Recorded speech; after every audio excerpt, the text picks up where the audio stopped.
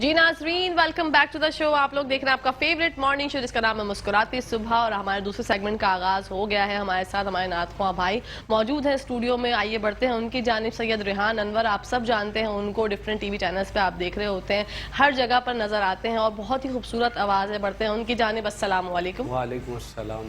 कैसे हैं रेहान भाई? अल्लाह का शुक्र, मैं ठीक हूँ। आप कैसी हैं? अल्हम्दुलिल्लाह ठीक ठाक। सबसे पहले तो आपसे कलाम की फरमाइश करना चाहूँगी। बिल्कुल बिल्कुल। तमामी देखने वाले और तमामी अहबाब जो यहाँ पे मौजूद हैं, दुरूद पाक पढ़ लीजिए। अल्लाहुम्मा सल्लि अला सय्यदना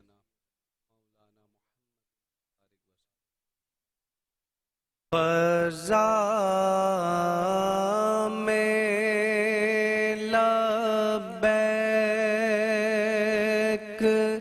की फ़ज़ाएं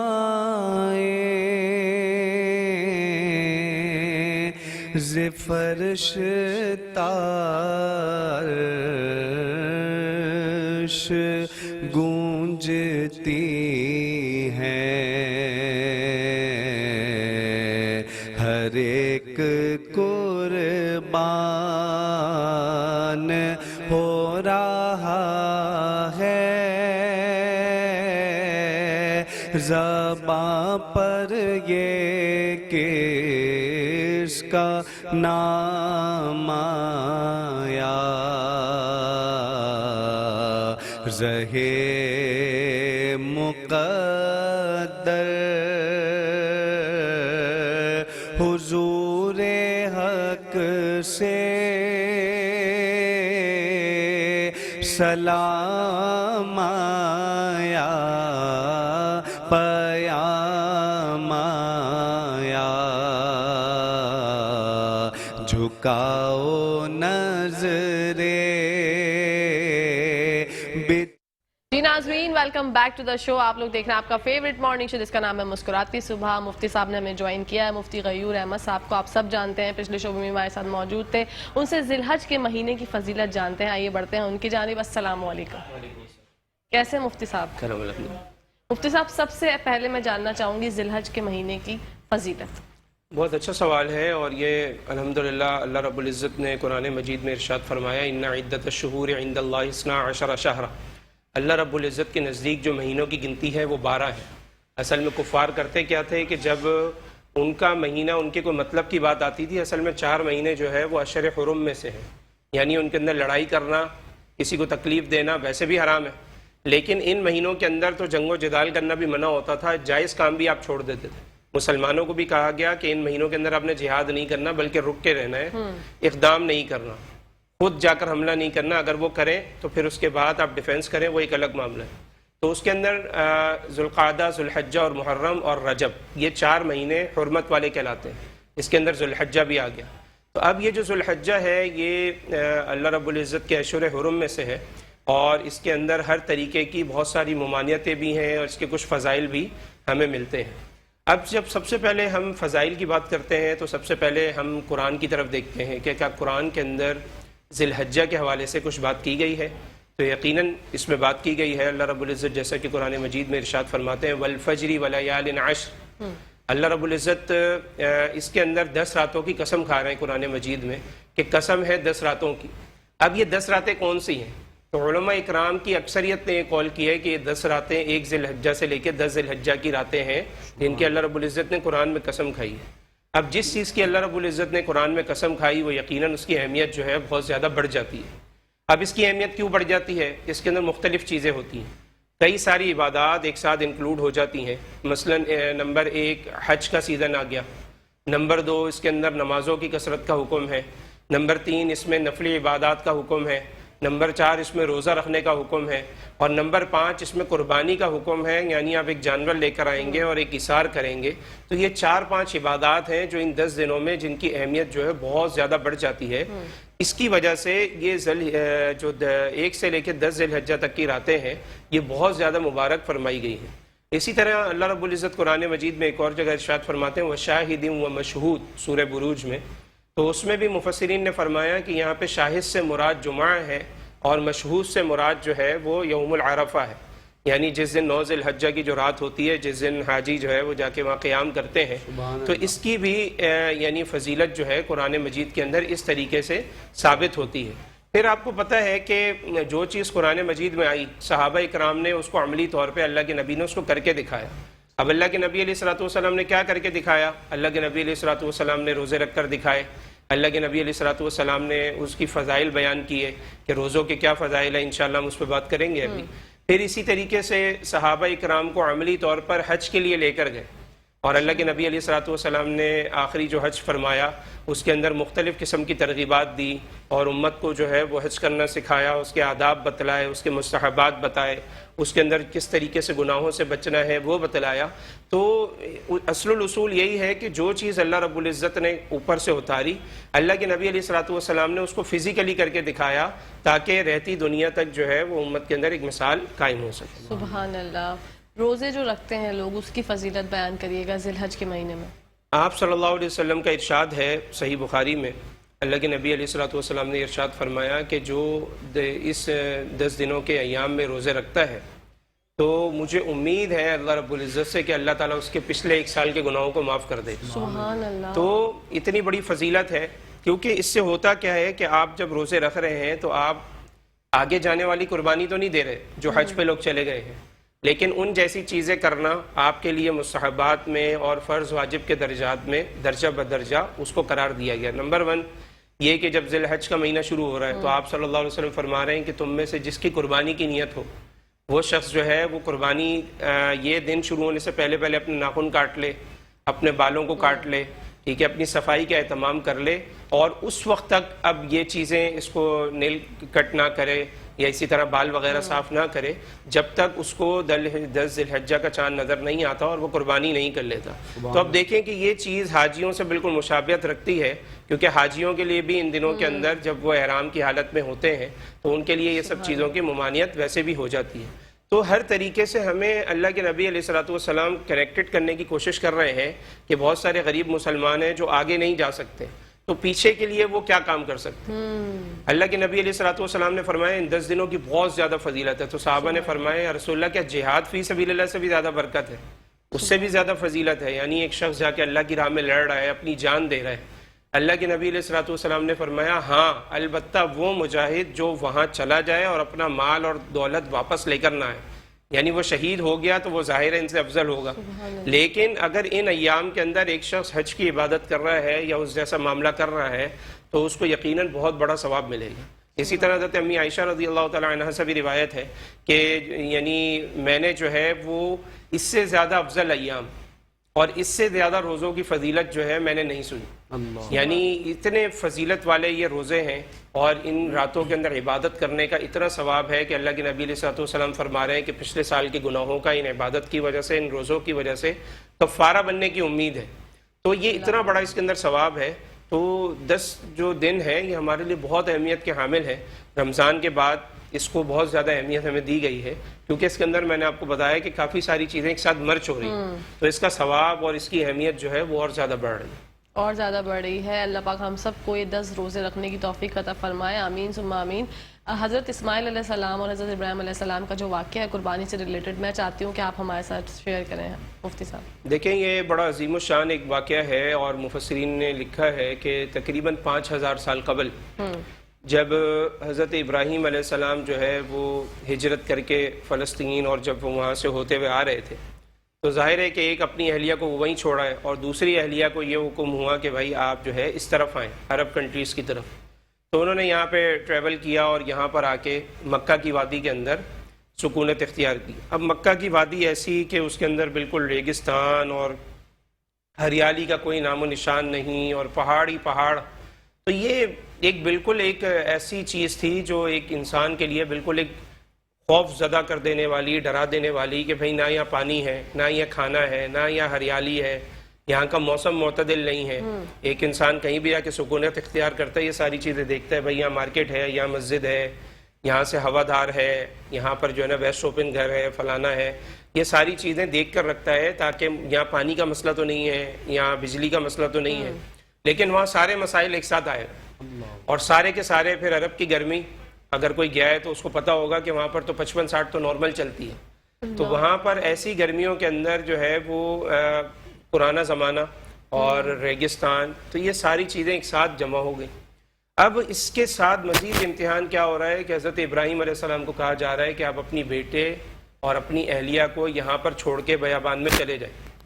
یہ ایک اور امتحان آیا. اللہ. تو جب یہ امتحان آیا تو جانے لگے تو ان کی اہلیہ نے کہا کہ کیوں جا رہے ہیں؟ بول نہیں رہے کہ بھائی یہ کیا بولے گی. تو کہا کیا میرے رب نے حکم دیا ہے؟ فرمایا ہاں رب نے حکم دیا ہے. فرمایا ٹھیک ہے پھر اب جائیں. اللہ. تو آپ دیکھیں کہ خواتین کا اثار بھی اس کے اندر معلوم ہوتا ہے کہ بس انہوں نے اتنا سن لیا نا کہ اچھا ہمارے رب کا حکم ہے، جی ہمارے رب کا حکم ہے، بس ٹھیک ہے پھر آپ جا سکتے ہیں. یہ چلے گئے وہاں سے. اور یہاں پر پیاس کے مارے اتنا برا اثر ہوا کہ حضرت حاجرہ نے ادھر سے ادھر سے ادھر بھاگنا شروع کیا، جس کو ہم صفا مروہ کہتے ہیں. اور وہاں کے ساتھ چکر لگائے، اور جو وہاں گیا ہوگا اس کو پتہ ہے کہ وہ آسان نہیں ہے وہ چکر لگانا، وہ ٹھیک ٹھاک لمبے چکر ہیں. اور آج تو فرش بن گیا، ساری چیزیں ایک جو ہے نا وہ لیول میں آ گئی، تو ایک آسانی ہو گئی. وہ فرش بھی ٹھنڈا ہے تو اے سی کا بھی ایک نظام ہے.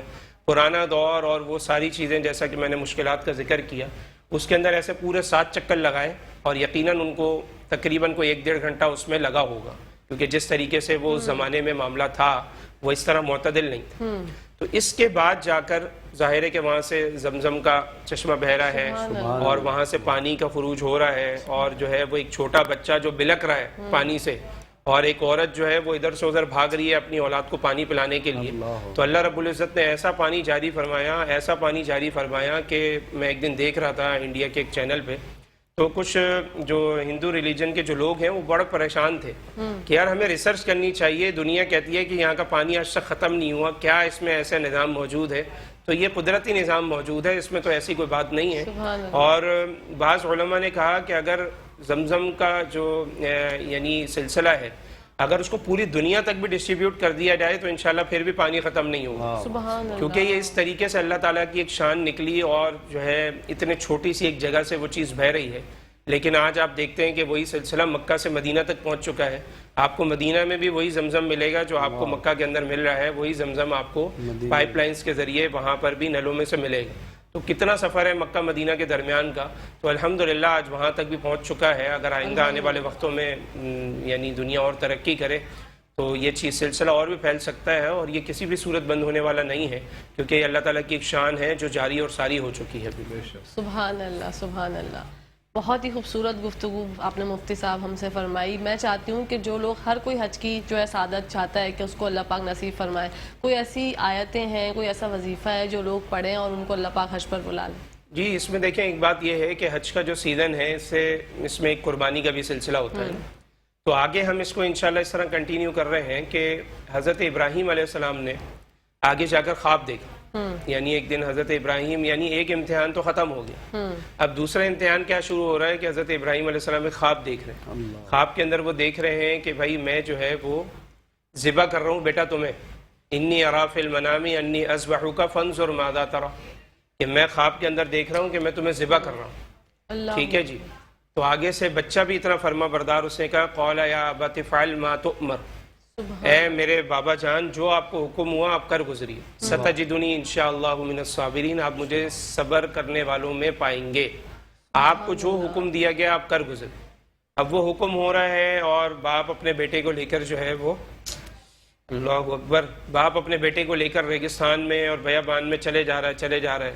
جہاں پر مقام دکھایا گیا کہ یہاں پہ کرنا ہے، اصل میں انبیاء کے خواب سچے ہوتے ہیں اور وہی ہوتے ہیں. انبیاء کو نعوذ باللہ جھوٹے خواب نہیں آیا کرتے، جو بھی خواب آتا ہے وہ ان کا وہی ہوتا ہے. اب یہ کام کرنا ہی کرنا تھا کیونکہ اللہ رب العزت نے بتا دی.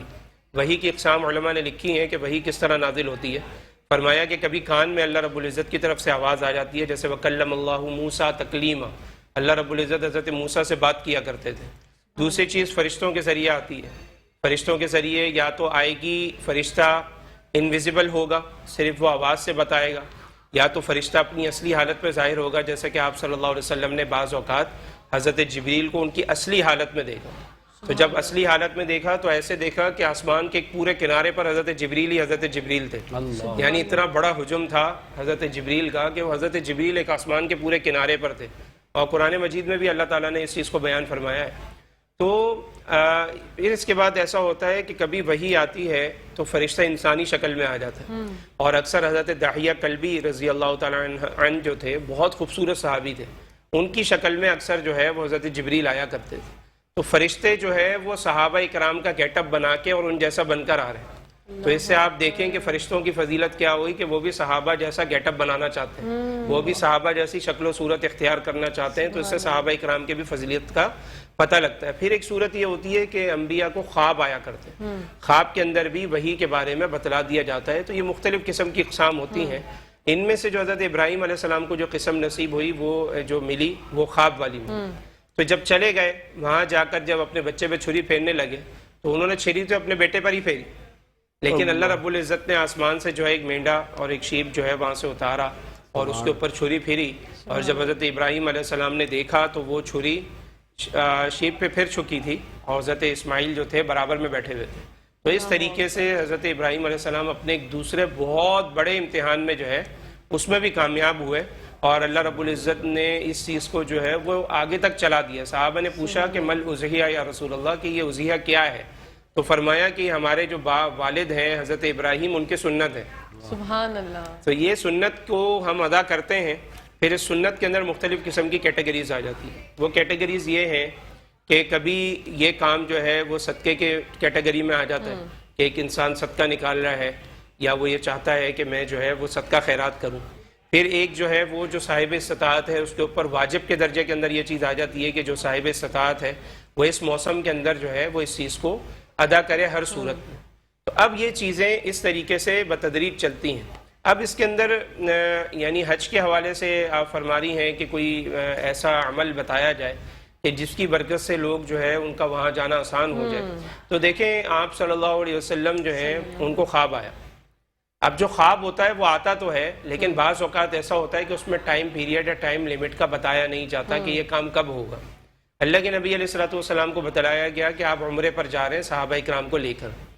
تو اللہ کے نبی علیہ الصلوۃ والسلام نے احرام باندھا اور صحابہ اکرام نے بھی باندھا اور سب چلے گئے. جیسے ہی مکہ کے بارڈر پہ پہنچے جو آج شمیسی چیک پوسٹ وہاں بنی ہوئی ہے حدیبیہ کا مقام ہے. جب ہم یہاں سے جدہ کی طرف سے جاتے ہیں تو وہ لاسٹ چیک پوسٹ وہی آتی ہے جہاں پہ پولیس والے اور سارے کھڑے ہوتے ہیں. تو وہاں پر کفار نے روک لیا اور کفار نے کہا اب ہم آپ کو اندر جانے نہیں دیں گے. بہت زیادہ باتیں ہوئیں، مختلف قسم کے مذاکرات ہوئے. حضرت عثمان رضی اللہ تعالیٰ عنہ کو اندر بھیجا گیا کہ آپ عثمان کو بھیجیں ہم ان سے مذاکرات کریں گے، کیونکہ ان کو حضرت عثمان پر ایک اعتماد تھا کہ جی ایک تھوڑے سے ٹھنڈے آدمی ہیں. حضرت عمر رضی اللہ عنہ کو نہیں بھیجا، حضرت عثمان کو بھیجا کہ بھائی یہ تھوڑے سے ٹھنڈے قسم کے آدمی ہیں، ہماری بات بھی سنیں گے اپنی بھی کچھ بتائیں گے. تو یہ ساری چیزیں ہوئیں. حضرت عثمان کو وہاں انہوں نے آفر کی کہ اگر آپ چاہیں تو آپ مکہ کے قریب ہیں، آپ حرم میں بیٹھے ہوئے ہیں قریب ہی، تو آپ جائیں اور جا کے عمرہ کریں، آپ کو اجازت ہے. انہوں نے کہا اللہ کے نبی کے بغیر نہیں کروں گا. جب اللہ کے نبی علیہ الصلوۃ والسلام کا ایک قاصد بن کر آیا ہوں، ایک میسنجر بن کر آیا ہوں، تو جب تک ان کو اطلاع نہیں دوں گا واپس پھر آؤں گا، لیکن ان کو بتائے بغیر نہیں آؤں گا. سبحان اللہ. وہاں پر یہ افواہ مشہور ہو گئی کہ حضرت عثمان کو قتل کر دیا گیا. اللہ. تو جب حضرت عثمان کے قتل کی بات آئی تو آپ صلی اللہ علیہ وسلم تحت الشجرتی ایک شجر کے نیچے بیٹھ گئے. سورۃ الفتح میں پورا تذکرہ موجود ہے. تو جب بیٹھ گئے تو اس یبایعونک تحت الشجر، انہوں نے آپ صلی اللہ علیہ وسلم نے اس درخت کے نیچے بیٹھ کر صحابہ اکرام سے 1400 صحابہ سے بیعت لی کہ میرے ہاتھ پر آ کے بیعت کرو، ہم عثمان کا بدلہ لے کر جائیں گے. ہم عمرہ کرنے آئے تھے اور وہاں شہید کر دیا انہوں نے، بیعت کرو. بہت سارے ایسے کمانڈر صحابہ تھے جو بہت اچھا لڑنا جانتے تھے. تو اللہ کے نبی نے فرمایا تم نے بیعت کر لی؟ ہاں کہا کر لی. تو کہا دوبارہ بیعت کرو. اور پھر فرمایا کہ اللہ یہ میرا ہاتھ ہے، یہ عثمان کا ہاتھ ہے، یعنی یہ میں بیعت کر رہا ہوں عثمان کے ہاتھ سے آپ کے اوپر کہ ہم عثمان کا بدلہ لے کر جائیں گے. بہرحال کچھ عرصے بعد جب یعنی کچھ دیر کے بعد ایک سچویشن واضح ہوئی تو پتہ لگا حضرت عثمان قتل شہید نہیں ہوئے بلکہ وہ زندہ ہیں. اب اس کے بعد مذاکرات کا دور چلا. اب مذاکرات کے اندر یہ بات ہوئی کہ آپ جو ہے اس دفعہ چلے جائیں گے، اگلے سال دوبارہ آئیں گے، ویپن لے کر نہیں آئیں گے. وہ ساری وہ جو صلح حدیبیہ کے شرائط ہم اسکول میں بھی اور کالجز وغیرہ میں بھی پڑھتے ہیں تو وہ ساری چیزیں طے ہوئی. اب اس کے اندر وہ حضرت علی رضی اللہ تعالیٰ عنہ کو مسودہ دے کر بٹھایا کہ آپ لکھیں جو چیزیں ہو رہی ہیں. اب اس میں بات ہوئی کہ محمد الرسول اللہ، تو وہ کہتے ہیں یہی تو اختلاف ہے، رسول اللہ کہنے پر ہی تو اختلاف ہے، اس کو مٹاؤ. حضرت علی نے کہا میں تو نہیں مٹا سکتا میں تو نہیں مٹا سکتا. بولے محمد بن عبداللہ لکھ کے، محمد رسول اللہ کیوں لکھتے ہیں؟ تو یہ مٹائے. حضرت علی نے کہا یہ میرے بس کی بات بالکل بھی نہیں ہے کہ میں محمد رسول اللہ مٹاؤں. بہرحال کچھ ایسی شرائط تھیں جس کی وجہ سے ایسا لگ رہا تھا کہ مسلمان دب رہے ہیں. حضرت عمر رضی اللہ تعالیٰ عنہ روتے ہوئے کبھی کسی صحابی کے پاس، کبھی حضرت صدیق کے پاس کہ کیا ہم حق پر نہیں ہیں؟ ہم ان کی باتیں کیوں مان رہے ہیں؟ ہم ان کی شرائط کیوں مان رہے ہیں؟ ہم ان سے لڑتے ہیں اور اندر جاتے ہیں. لیکن معاملہ یہ ہے کہ احرام کی حالت میں احرام کی حالت میں لڑنے کی ایک ممانعت کا ایک تصور ظاہر ہے، شروع سے ہے. تو وہ چیزیں وہ ہوئی، لیکن اللہ رب العزت اس کو کیا کر رہا ہے؟ فتح سے تعبیر کر رہا ہے. کیونکہ وہی چیز جو ہے مسلمانوں کا بظاہر طور پر ایک معاہدہ کرنا، اس نے اسلام کو عروج دیا، اس سے ایک چیزیں آگے بڑھی. بہرحال جب وہ چلے گئے اس کے بعد کچھ آیات اتری. لقد صدق اللہ رسولہ الرؤیا بالحق، یہ سورۃ الفتح کی آخری 2 آیات ہیں. علماء نے لکھا ہے کہ اگر کوئی شخص اللہ کا گھر دیکھنا چاہے تو اس کو چاہیے کہ یہ آخری 2 آیات کو زبانی یاد کر لے، اور نمازوں میں اس کو 2 رکعت کی جو شروع کی ہوتی ہیں ان کے اندر پہلی میں 1 آیت اور آخر میں دوسری آیت پڑھے. ان 2 آیتوں کو زبانی یاد کر لے تو جو شخص کثرت سے نمازوں کے اندر ان 2 آیات کو پڑھے گا، لقد صدق اللہ والی اور آگے محمد رسول اللہ سے اجر عظیمہ تک والی، ان دونوں آیات کو پڑھے گا، اللہ تعالیٰ اس کو ضرور بے ضرور انتہائی بہت جلد جو ہے وہ اپنے گھر کی زیارت نصیب کرے گا. اور اسی طریقے سے نیت کے طور پر روزانہ کی بنیاد پر پیسے ڈالنا شروع کریں کہ جی میں حج کے لیے پیسے جمع کر رہا ہوں. جو آپ کی سیونگ آ رہی ہے اس میں سے آپ 5% جو ہے ایک 20واں حصہ جسے ہم کہتے ہیں وہ آپ نکال دیں کہ جی میں نے یہ اپنے مال کا نکال دیا اور میں اسے حج کروں گا. اس طلب کو دیکھ کے اللہ رب العزت انشاءاللہ ضرور کرم کریں گے انشاءاللہ. بہت خوبصورت گفتگو. ریحان آپ سے کلام کی فرمائش کرنا چاہوں. حج کی باتیں ہو رہی ہیں تو میرا دل چاہ رہا ہے کہ حج کے حوالے سے بالکل سبحان اللہ. کہ میں مدت سے اس آس پر جی رہا ہوں، میں مدت سے اس آس پر جی رہا ہوں، خدا کب بلا لے مجھے اپنے در پہ، خدا کب بلا لے مجھے اپنے در پہ، میں مدت سے اس آس پر جی رہا ہوں کہ کبھی تو سنے گا دعائیں وہ میری، کبھی تو سنے گا دعائیں وہ میری، میں مدت سے اس آس پر جی رہا ہوں. میرے سامنے ہو وہ کعبے کی چوکھٹ، وہ رکن یمالی، وہ میزاب رحمت، میں صحن حرم میں کروں جا کے سجدے، میں صحن حرم میں کروں جا کے سجدے، میں مدت سے اس آس پر جی رہا ہوں.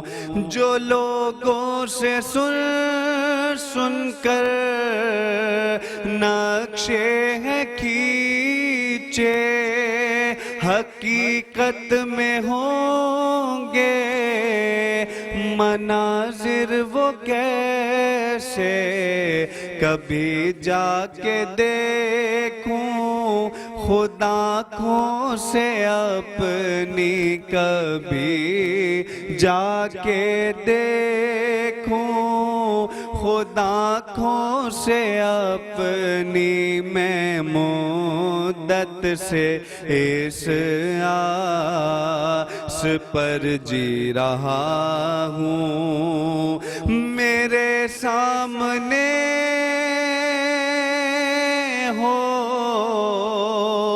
وہ گنبد خضرا، وہ کعبے کی چوکھٹ، وہ جنت کا گوشہ، کبھی چوم لوں جا کے میں خاک مدینہ کبھی چوم لوں جا کے میں خاک مدینہ میں مدت سے اس آس پر جی رہا ہوں نہیں ہے بھروسہ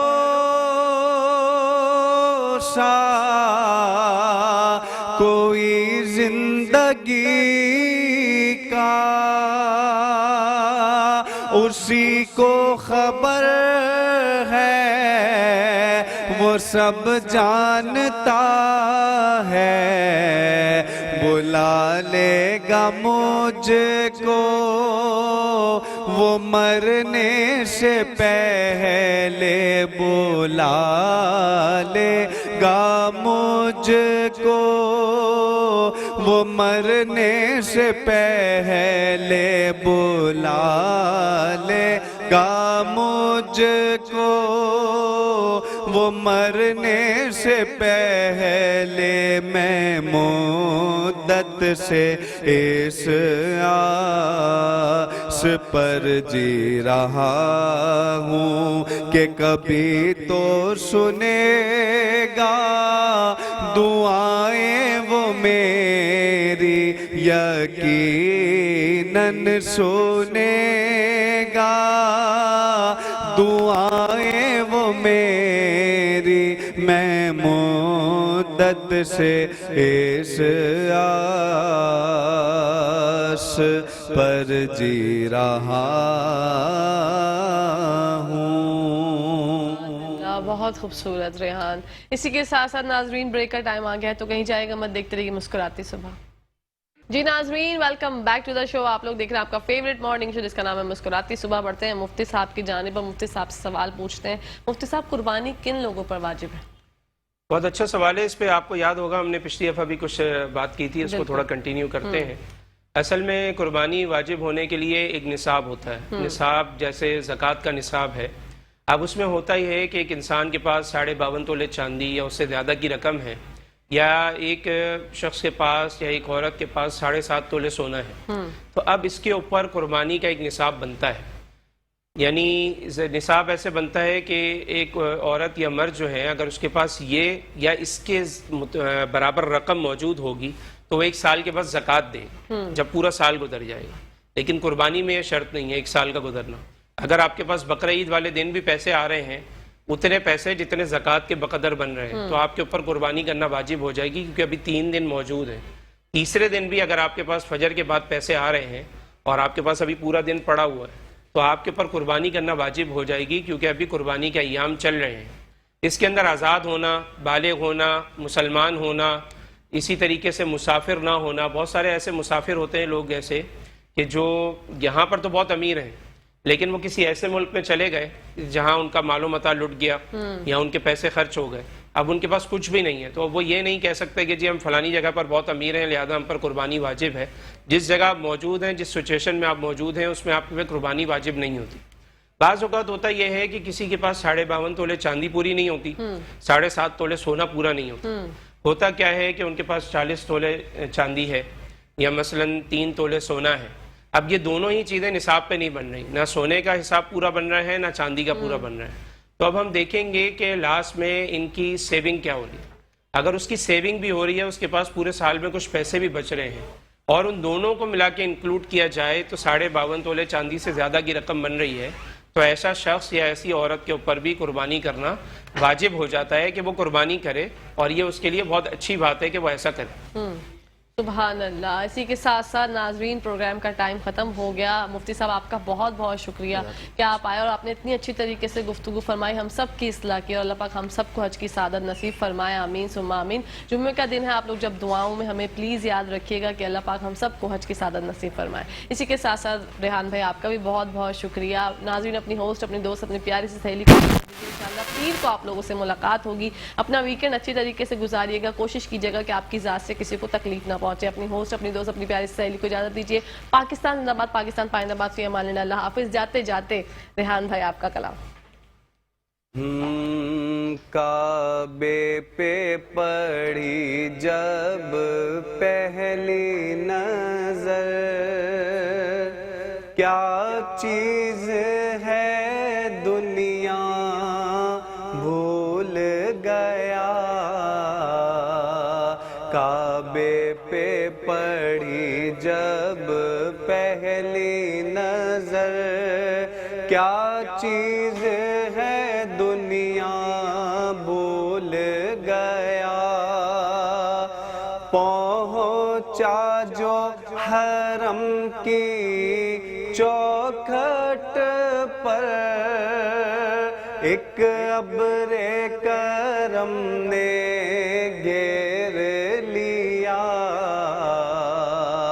باقی نہ رہا پھر یاد مجھے، کیا مانگ لیا کیا بھول گیا، کعبے پہ پڑی جب پہلی نظر، کیا چیز ہے دنیا بھول گیا، جس وقت دعا کو ہاتھ اٹھے،